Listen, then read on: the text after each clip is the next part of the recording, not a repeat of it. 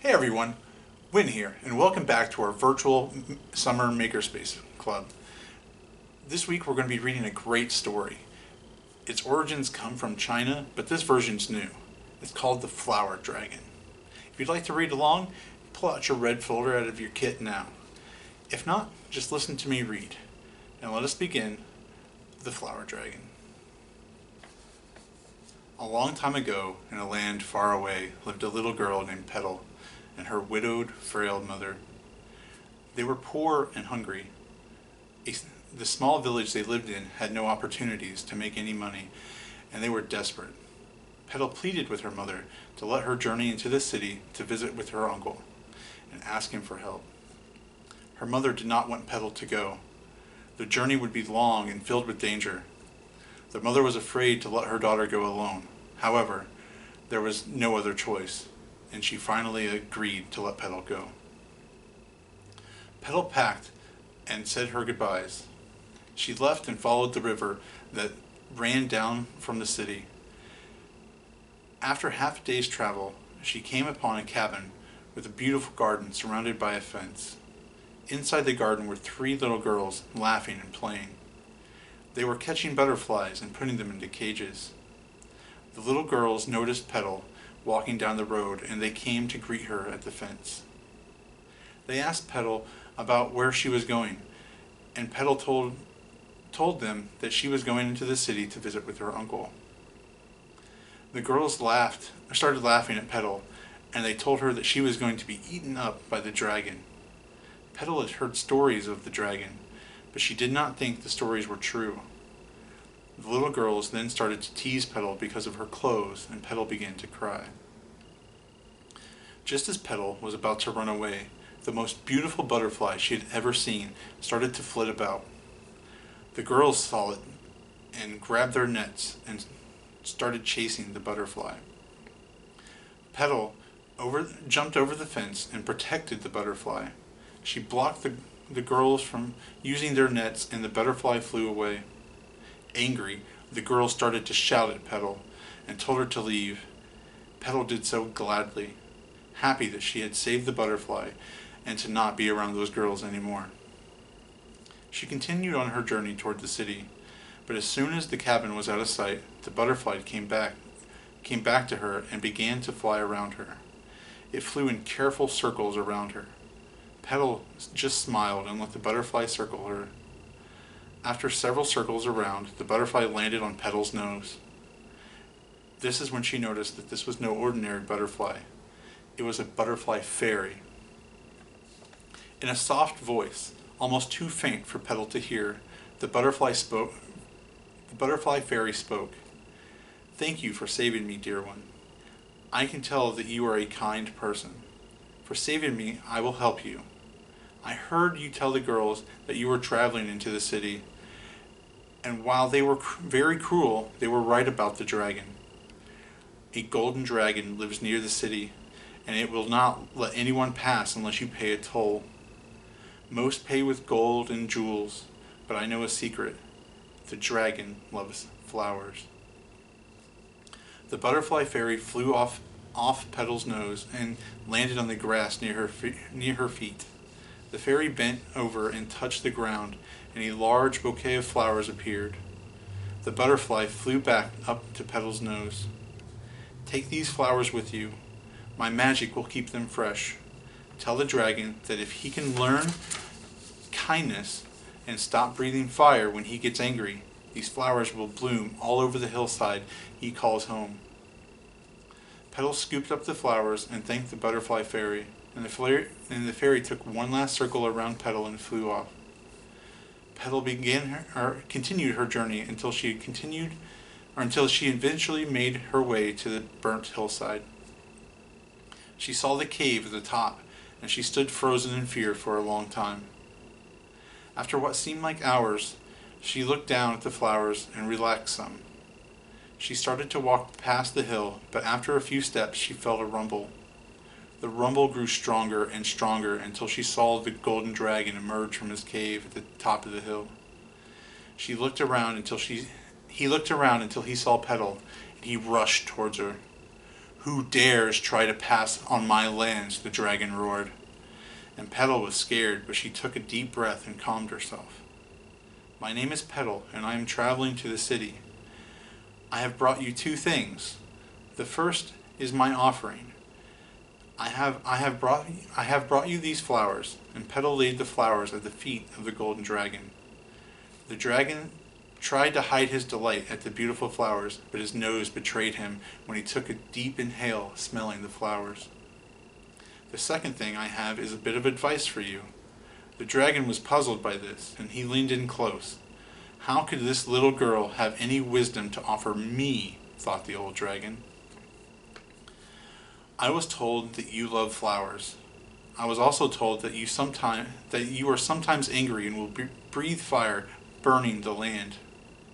These are magic flowers, and if you leave them alone and find some peace, the flowers will blanket the hillside, and you will be surrounded by them always." The dragon listened and thought for a moment. He could sense the flower's magic and heard the wisdom in Petal's words. The dragon's lips curled, and Petal thought that he might eat her. His sharp teeth were on full display, but then she noticed that he was not going to eat her. Instead, he was smiling. The dragon rose up and told Petal to wait there. He rushed back to his cave. His massive size still made the earth tremble underneath Petal's feet. He quickly returned, and the dragon laid 3 large gems at the feet of the little girl. "Please take these with you as a token of my gratitude. You have taught me a lesson today that I will not forget, and for that I am thankful. I will try my best to live my days in peace and let these beautiful flowers blossom. Thank you, child." The dragon bowed his head and left Petal. She gathered up the gems and continued on her journey to the city. She made her way there without further incident, and soon found her uncle's house. She knocked on his door, and her uncle answered. She told him about the troubles of her life at home and how her mother was sick. She told him that she needed his help and offered to help him however she could if he would help her. The uncle sneered at her request and told her to leave. He told her that he had worked hard his entire life for what he had, and that he should not, and that they should not have done the same, and that they should have done the same. Petal began to leave when she tripped and the gems fell out of her pockets. Her uncle saw the large, beautiful gems and stopped her. He accused her of stealing them. She denied this, and she told him the story of the dragon and the flowers. The uncle ran from his home and bought some flowers from the market and ran to the dragon. By the time he had gotten to the dragon, the flowers had wilted. The uncle threw the flowers at the feet of the dragon and demanded gems for himself. The dragon let out a roar of anger, and he started to breathe his fire at the man, but he stopped. The uncle cowered, and the dragon told him that he must return home and never leave it. If he stepped 1 foot out of his house, the dragon would find him and eat him. The uncle fled back to his house.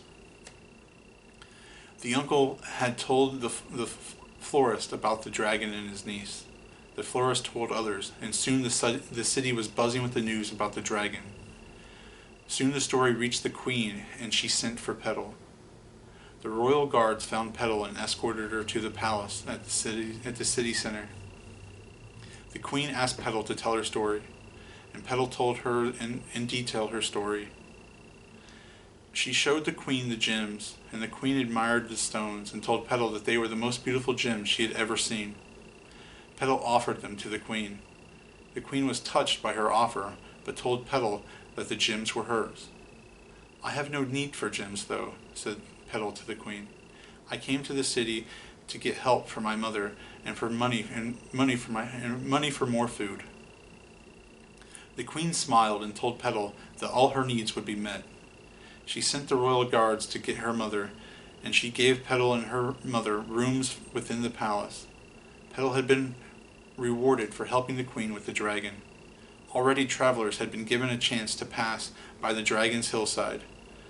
The queen was thankful for Petal and for her help. The dragon kept his promise to Petal and lived his life peacefully. The hillside turned from a burnt wasteland into a green paradise filled with flowers. The dragon could smell flowers all day long, which made him even more peaceful.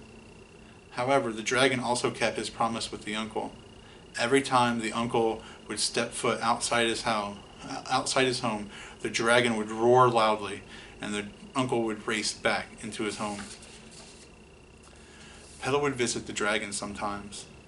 They would sit and talk for hours, and the dragon asked Petal each time to place a flower into the river that she had left so that it might find its way to the butterfly fairy as a thank you to her. Petal did as the dragon asked, and would watch the flower float down the river until she could not see it anymore. She would then return to the palace and her mother, where they lived happily ever after. This week you're going to be making your own flowers and sending them down the river to the butterfly fairy. You'll want to cut these out and use them to trace them onto your construction paper folders. You can use this week's and last week's if you still have it, or any other paper that you have laying around the house. Once you've cut them out and glued them, you're going to want to use the crayons and color both sides of the flowers. After you've done that, you're going to fold up the petals inwards. Once you've folded all those up, you're going to place the flowers in a bowl of water, or you can just fill up a sink if you'd like. But before you do that, what do you think is going to happen? And why do you think that's going to happen? Now go ahead and put your flowers in. Why do you think the flowers did what they did? Would it make a difference if the flowers were bigger or smaller maybe? Would it make a difference if you didn't put crayon on both sides? Experiment on your own and tell us in the comments down below what your results were. This week I also want you to try writing your own myth. What will your myth explain? The myth that we just read, we discussed how the dragon's peace brought flowers back to the hillside. You can share your myth in the comments down below too. Or create your own social media post and use the hashtag MyFCPL if you do, so that way we can see it too. I will see you next week with another story and more activities to do. Until then, keep exploring and making, and I will see you next time.